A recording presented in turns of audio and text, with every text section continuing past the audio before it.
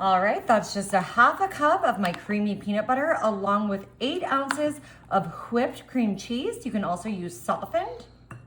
I'm now coming in with a small box of vanilla Jello instant pudding. This is the 3.4 ounce size. Perfect.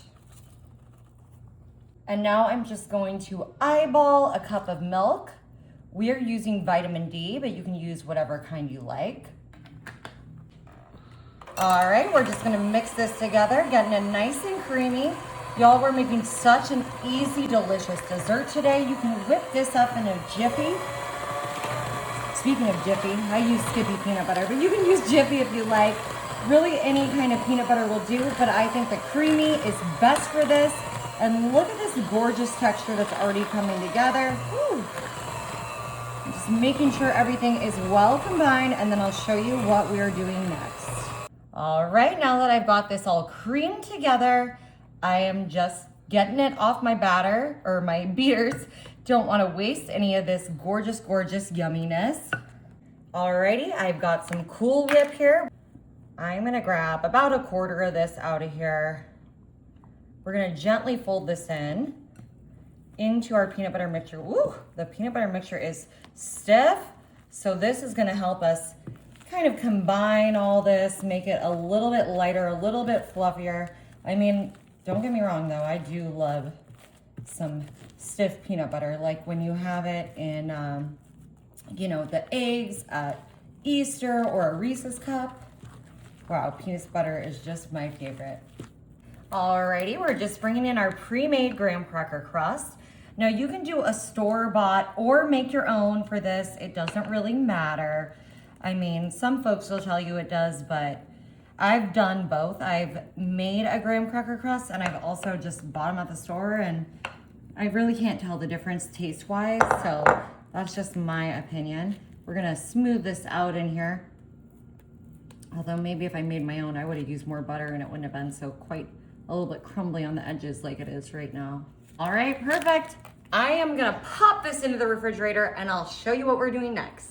Alrighty, y'all, I've got a smaller bowl here. Now I have got the remainder of my Cool Whip, this half right here. I'm gonna stick this in there. Perfect. That looks good. Now I've got some semi-sweet Baker's chocolate. And I am just gonna break this up into smaller little bits here. Ooh, y'all, the Baker's chocolate is not for the weak. Strong fingers, that's what they say about bakers, I guess. Perfect. Ugh, there we go. Alrighty, I'm gonna be popping this into the microwave, stirring it in 15-second increments. Alrighty, y'all, our ganache is ready. Ooh, we're gonna drizzle this right on top. Look at how easy that was to just incorporate the Baker's chocolate with the Cool Whip.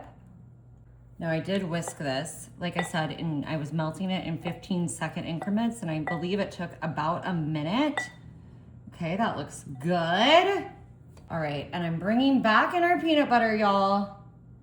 And we're gonna drizzle this baby on here too, making just kind of a beautiful little pattern here so everyone knows it's a peanut butter pie. Gorgeous.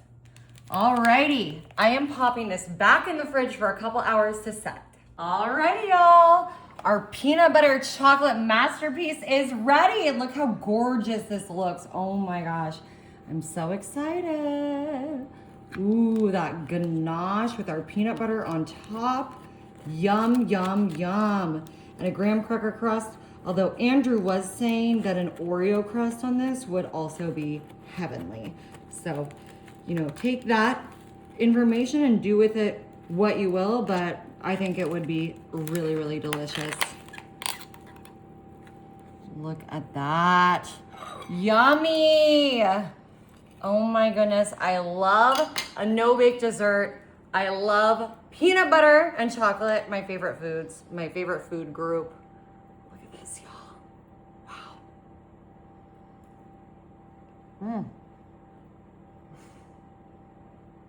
Woo! Y'all, this is heavenly. You gotta try it.